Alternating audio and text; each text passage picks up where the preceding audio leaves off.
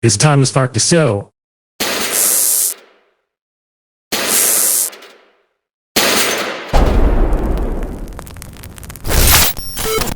Aga Prime reigns supreme. I'm glad you decided to join us. We're headed back to Gotham, located deep within the Splinterlands, to see how the Runi Capped Crusader came to be. Let's get into it. Today we're going to craft the beginning of our animation. To do this, we're going to need DarkestNyte's Runi and a bat signal. Let's go ahead and drop our images into the task plane and fit them to frame. Now, if you've been following me since part 1, you'll notice that I don't animate my Runis in a logical fashion, or from beginning, middle, and end. I want to keep the fun in this, so I'm always looking for what idea do I think is the coolest, or sometimes the hardest to do, because that keeps me engaged, and typically, that's how I create my coolest works.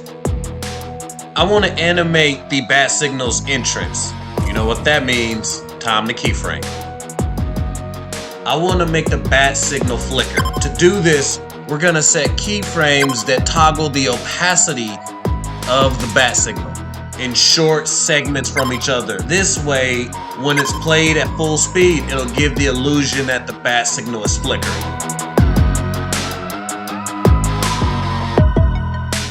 Alright, let's see how we did. I like it. Feel like something's off here in the middle. Let me tweak that real quick. Much better. I want to add a little personality to this. I'm thinking, how about we make a little bit of sweat drop down from his forehead? Let's head over to elements and see what we can find. I think this will work. Let's fit it in the frame.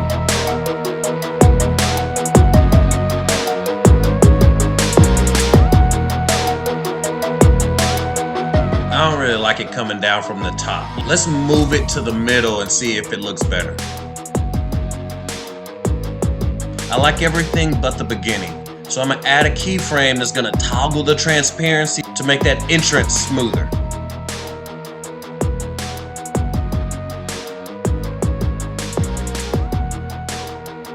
I'm gonna do a technique I call building the scene. To do this is gonna take some pre-work. You'll have to break down your focus image into individual parts that you can then use to rebuild that image. So, effectively, I'm gonna take the base image of the Runi and then using that as my template, I'm going to rebuild that Runi image on the screen.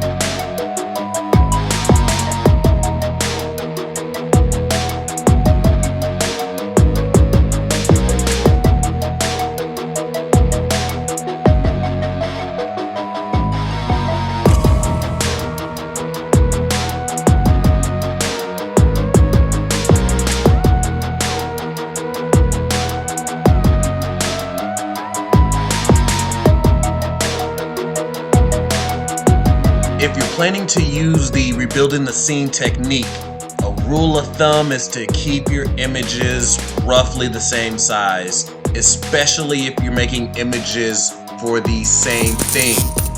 That way you can just copy the effect over, saves you a little bit of time.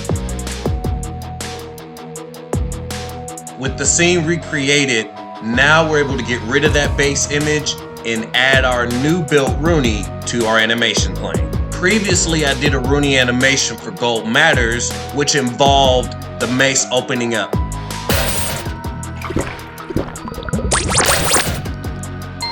Building off of what I learned from that, I created an image using keyframing.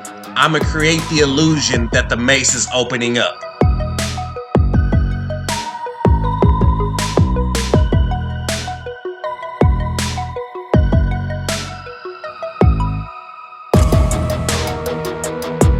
Mace opening setup.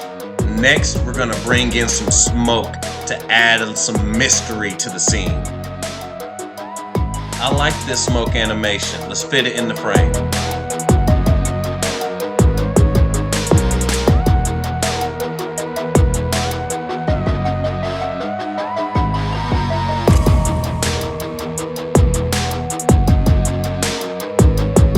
We've done quite a bit of building thus far. Let's get a full rendered preview in and take a look at our animation up to this point.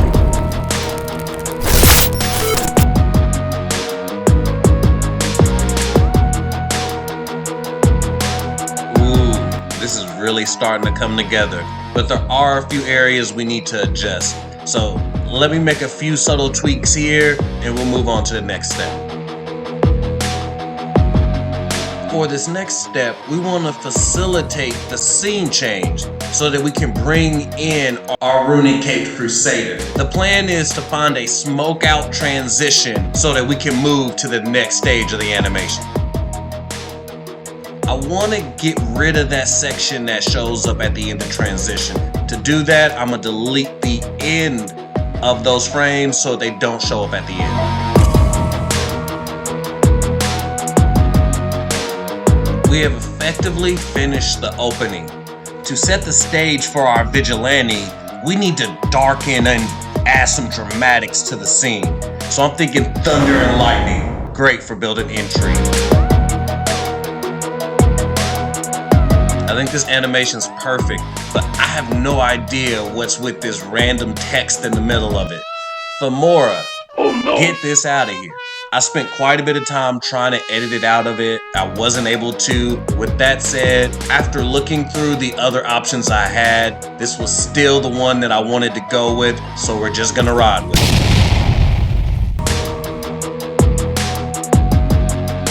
Time to bring in our Runi Capped Crusader animation we made in parts 1 and 2 and add it into the animation. Since we built the animation previously, there's not a lot of tweaking that we're gonna need to do. Just making sure that everything lines up appropriately and the lightning's not too strong.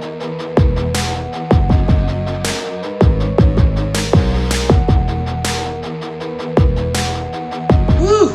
We put in a lot of work today. Time for a full rendered preview. Let's see what we've got so far.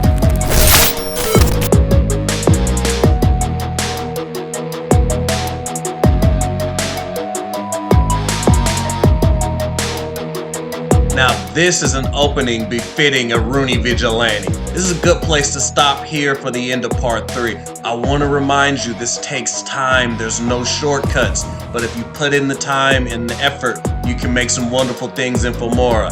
I'll see you back here for part 4 where we put the finishing touches on this baby.